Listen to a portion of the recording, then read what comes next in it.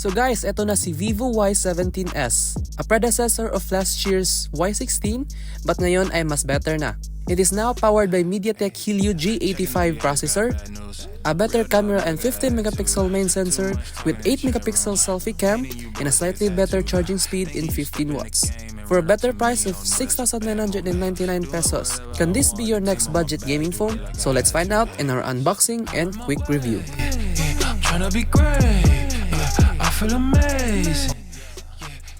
So kung bago ka pa lang sa ating channel, don't forget to smash that like button, share na rin guys, and hit subscribe and turn on the bell icon para ma-notify ka naman pag may bago tayong upload. So this is the box ni Vivo Y17s, and once again, thank you na naman kay Kappa Gizmo for another sponsor and making this video happen. And guys, may bonus surprise ako at the end of this video, so make sure to watch till the end. So here's our box. It's the Vivo Y17s, and we have here is the 4-in-128 variant. Specs niya na din sa likod, and let's open this up. So take off muna natin yung upper box and bubungan sa'yo yung device. And this is the Vivo Y17s. So separate muna natin to. And let's take this off. And the clear jelly case.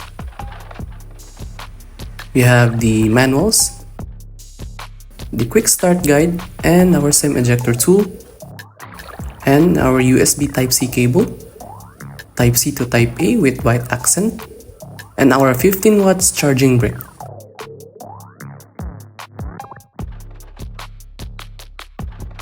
So here's our device guys. So, peel off muna natin to. This is my favorite part when peeling off the plastic pag may bago tayong device.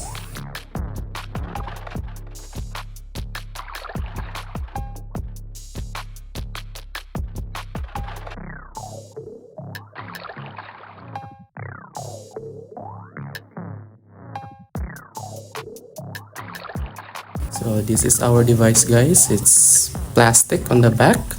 And we have here the forest green, which is also available in fantasy purple variant. So ito guys, as you can see, it's plastics, it's shiny. So pwede mo rin lagyan ng clear case. So it's slippery, so you might have to use a case.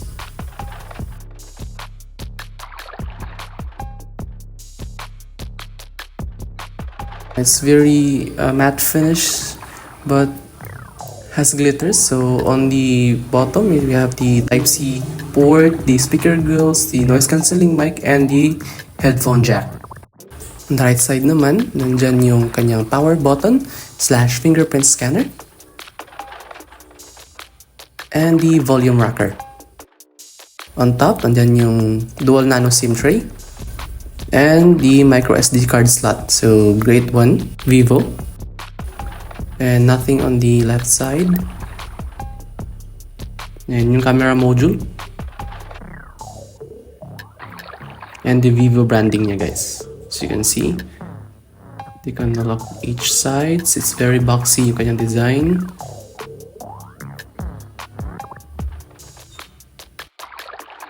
Nandiyan yung kanyang auto drop notch selfie camera. And setup natin to.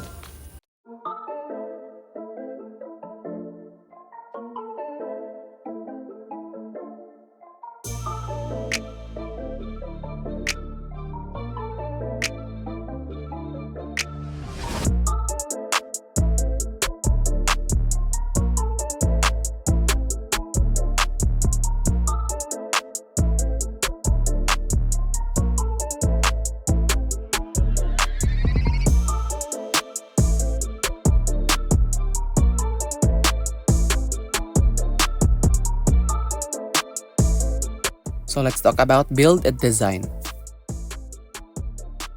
It's quite nice. Itong forest green looks great. Plastic yung frame, pati na din sa likod, so hindi fingerprint magnet. Tsaka glass naman yung front guys, but no Gorilla Glass protection.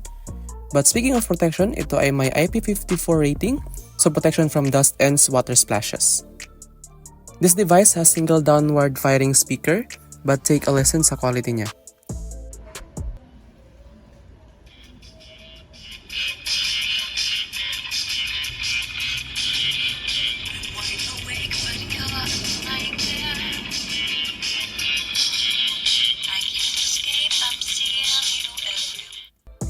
Okay lang naman ang quality, pretty decent sa price. Loudness is fine din. Boxy yung design guys na may thickness of 8.1mm and weighs 186 grams. Sa camera module, it looks great with thin camera bumps, so nagustuhan ko din yan. Overall, parang durable naman and offers excellent grip, but it's quite slippery, so might need to use a case. But its design is really great. Color is also pretty decent, but again, design is very subjective and it comes down to personal preference. Sa display, it has a 6.56 inches IPS LCD panel na naka HD+. No high refresh rate guys, so if this is a deal breaker, you might be looking for a different option.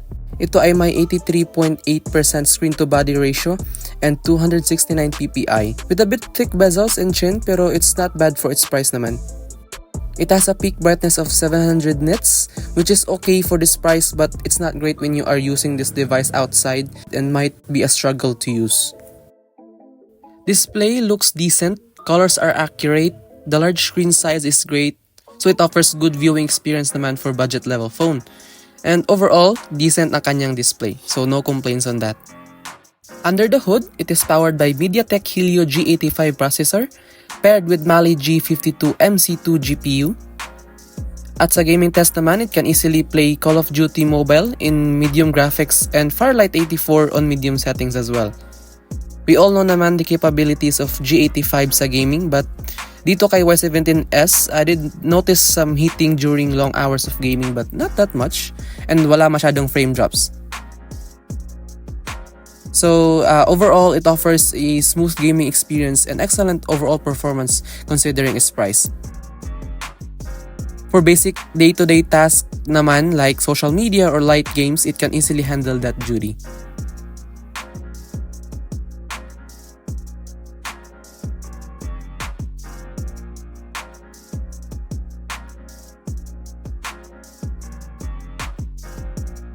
Sa Antutu naman, ito ang nakuha natin. So this is expected number dito kay Helio G85. Sa software naman, it runs on Vivo's FunTouch OS 13 based on Android 13. With a lot of bloatwares, but Vivo's FunTouch OS has quite improved over the years with more room for customization, but it's still not the cleanest UIs out there. For the battery, it packs by a 5000 mAh battery with 15 watts. During my tests sa charging speed, here's what I got. From 0% to 60%, it took about an hour and 5 minutes. It reached 85% in an hour and 36 minutes, while it reached the full charge in an hour and 50 minutes. Sorry Vivo, but you could have gone for at least 33 watts or closer to that naman. So charging speed is too slow in today's competition.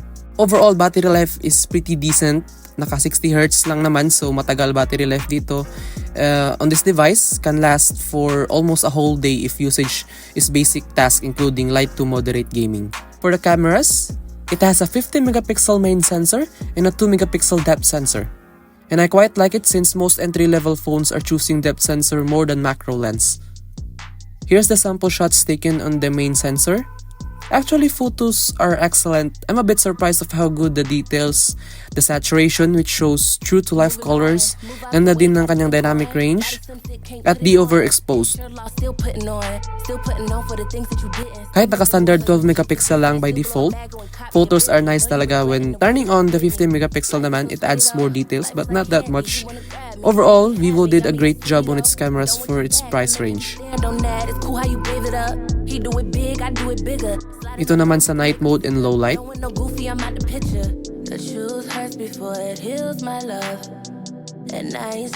Sa selfie shots naman, photos are okay, pero medyo napapansin ko yung mukha parang nagwa-whiten siya by default.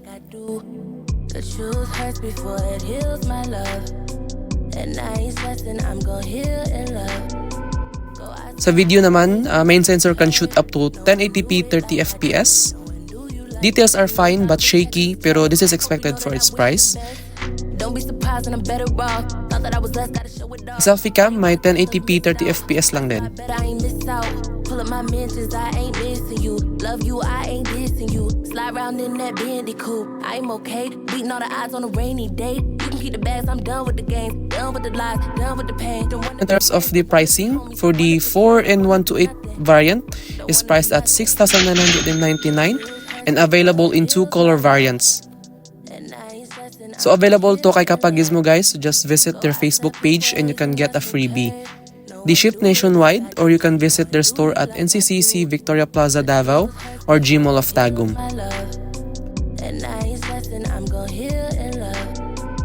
So guys, you made it to the end of this video. So just wanna shout out everyone who supported my channel and my journey here as your Gino Tech Reviews. And to say thank you, I'll be giving away 1,000 pesos from GCash to one lucky subscriber once we hit 1K subs on this channel.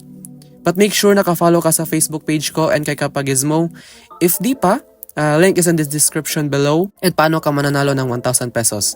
But full mechanics will be revealed once we are near 1K subs. So guys, keep supporting my channel dahil we have more unboxing and review for you guys. So guys, that's it for our review for the Vivo Y17s. So quick lang yun.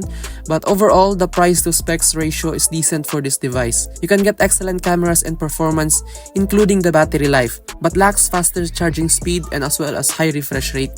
But for 6,999 pesos, you got a pretty decent daily driver that is indeed an upgrade from last year's Y16.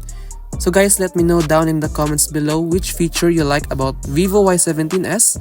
So once again, this has been Gino of Gino Tech Reviews. Bye bye.